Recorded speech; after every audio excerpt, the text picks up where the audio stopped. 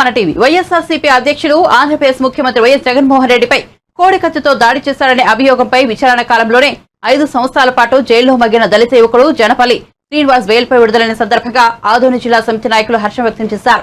ఆదోనిలో బాబాసాహెబ్ అంబేద్కర్ విగ్రహానికి పూలమాలలు వేసి సంబరాలు జరుపుకున్నారు. తర్వాత ఆదోని జిల్లా సమితి వ్యవస్థాపక అధ్యక్షుడు ఏ నూర్ అహ్మద్ మాట్లాడుతూ దళిత, ముస్లిం, బహుజన సంఘాల ఐక్య పోరాటాల వల్లనే కోడికత్తి శ్రీనుకు హైకోర్టులో బెయిల్ లభించిందన్నారు. ముఖ్యంగా కేవీపీఎస్ దళిత సంఘాలతో పాటు మైనారిటీ హక్కుల పరిరక్షణ సమితి రాష్ట్ర అధ్యక్షులు మహమ్మద్ ఫారూక్, షుబ్లీ గారు, లాయర్ సలీం ఐకమత్యంతో ఆంధ్రప్రదేశ్ దేశ రాజధాని ఢిల్లీ వేదికగా చేసిన నిరంతర పోరాటాల ఫలితమే ఈ ఘన విజయమన్నారు. దళితులు, ముస్లింలు, బహుజనులు కలిసి పోరాడితేనే తమ సమస్యలను పరిష్కరించుకోవచ్చని జనిపల్లి శ్రీను కోడికత్తి శ్రీను బెయిల్ ఉదంతరం తెలియజేస్తుందని తెలిపారు.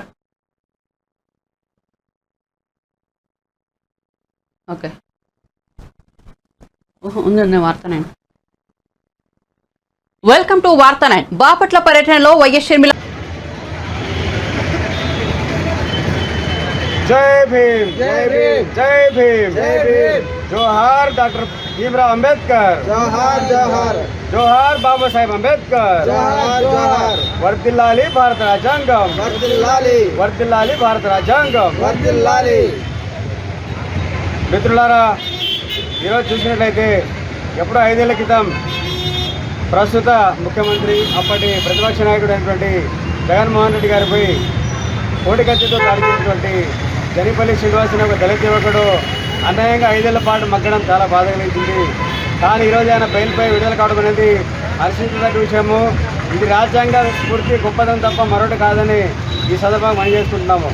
మరి దళితుడైనటువంటి జనిపల్లి శ్రీనివాస్ను విడుదల చేయడానికి కేవీపీఎస్ కావచ్చు, దళిత సంఘాలు కావచ్చు, ఎంహెచ్పిఎస్ రాష్ట్ర అధ్యక్షులు ఫారూక్ షుబ్లీ గారు కావచ్చు, అదేవిధంగా లాయర్ సలీం గారు కావచ్చు, ఒక దళిత బహుజన ఐక్యతతో జనిపల్లి శ్రీనివాస్ గారిని బయటకు చేయడం జరిగింది.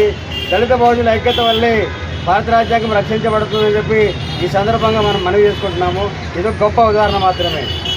అదేవిధంగా కుల మతాలకు అతీతంగా ఈరోజు మరి దళితులు కావచ్చు, బీసీ, ఎస్సీ, ఎస్టీ మైనారిటీ ప్రతి ఒక్కరూ ఒకరికొకరు అండగా ఉండాల్సినటువంటి ఒక అవసరాన్ని ఈ యొక్క కోడికత్తి అంశం తెలియజేసింది. జనిపల్లి శ్రీనివాసుని దళిత యువకుల్ని 5 ఏళ్ల పాటు జైల్లో ఉంచినటువంటి ప్రభుత్వాలు రాబోయే రోజుల్లో తీవ్రంగా ప్రజల చేతిలో ఆగ్రహానికి గురికాక తప్పదు. మరి జనిపల్లి శ్రీనివాస్ అంటే ఒక దళిత యువకుడిని బయట తేవడానికి కేవలం కొందరు ప్రతి ఒక్కరు కష్టపడినారు. దళితులు కావచ్చు, వెనుకబడి వర్గాలు కావచ్చు, ముస్లిం మైనారిటీ నాయకులు కావచ్చు, లాయర్లు కావచ్చు. మరి కాబట్టి మనం ఒకరికొకరు దళితులు, బహుజనులు, ముస్లింలు అండగా ఉండి ఒకరి సమస్యలకు పరిష్కరించే ప్రయత్నం చేయాల్సిన అవసరం ఉందని చెప్పి ఈ యొక్క సంఘటన మనకు తెలియజేస్తుంది. రాబోయే రోజుల్లో ప్రతి ఒక్కరూ ఇలాగే ఒకరికొకరు అండగా ఉంటూ ఒకరి సమస్యలు ఒకరు తీసుకుంటూ ముందుకు పోతే భారతదేశంలో దళిత, బహుజనులు, ముస్లింలు ఒక గొప్ప రాజకీయ శక్తిగాను అదేవిధంగా గొప్ప శక్తిగాను ఎదిగే అవకాశం ఉందని చెప్పి మనకు కోడికత్తి శ్రీనివాస్ యొక్క ఉదంతం తెలియజేస్తుంది. మరి దీనికి కృషి చేసినటువంటి మన దళిత బహుజన సంఘాలు, కేవీపీఎస్ కావచ్చు, ముఖ్యంగా మైనారిటీ హక్కుల పరిరక్షణ సమితి ఎంహెచ్పిఎస్ ఆంధ్రప్రదేశ్ రాష్ట్ర అధ్యక్షులు ఫారూక్ షుబ్లీ గారికి, అదేవిధంగా లాయర్ సలీం గారికి, ప్రతి ఒక్క లాయర్కు ఈ సందర్భంగా ఆది జిల్లా సమితి తరఫున మనస్ఫూర్తిగా అభినందన తెలియజేస్తున్నాము. రాబోయే రోజుల్లో కూడా ఇలాగే దళిత బహుజనులు, ముస్లింలు ఒకరి సమస్యలు ఒకరు తీర్చుకోవడానికి పనిచేయాలని చెప్పి పిలుపునిస్తున్నాము. అదేవిధంగా భారత రాజ్యాంగ స్ఫూర్తి నిలబెట్టే విధంగా బాబాసాహెబ్ అంబేద్కర్ని గౌరవిస్తూ ఈరోజు జనిపల్లి శ్రీనివాస్ అనే వ్యక్తి ఈరోజు బెయిల్ మీద వచ్చి ఆయన జైల్లో ఉంటూనే చదువు యొక్క బాబాసాహెబ్ అంబేద్కర్ చెప్పినటువంటి సూచనలు పాటిస్తూ ఆయన జైల్లో ఉంటూ కూడా డిగ్రీ పూర్తి చేయడం అనేది చాలా గొప్ప విషయము. ఇది బాబాసాహెబ్ అంబేద్కర్ ఇచ్చిన స్ఫూర్తి తప్ప మరొకటి కాదు. మరి ఆయన కోడికత్తి శ్రీనివాస్ అని మనం పిలుచుకుంటే జనిపల్లి శ్రీనివాస్ జైలు నుంచి విడుదలైనప్పుడు అంబేద్కర్ గారి ఒక ఫోటోను తన గుండెకి హత్తుకొని బయట రావడం అనేది ఇక దళిత బహుజనులకి మంచి సందేశం అని చెప్పి తెలియజేస్తున్నాము.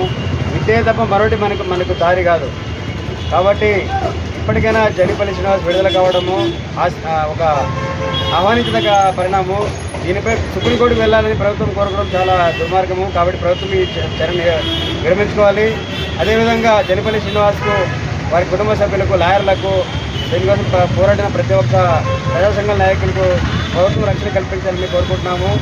ఖచ్చితంగా రాబోయే దళిత, బహుజన, ముస్లిం ఐక్యత వర్తిల్లి దేశ భవిష్యత్తు మారబోతుందని చెప్పి తెలియజేస్తున్నాము. నా పేరు నూర్ అహ్మద్, ఆదోని జిల్లా సమితి వ్యవస్థాపక అధ్యక్షుడు.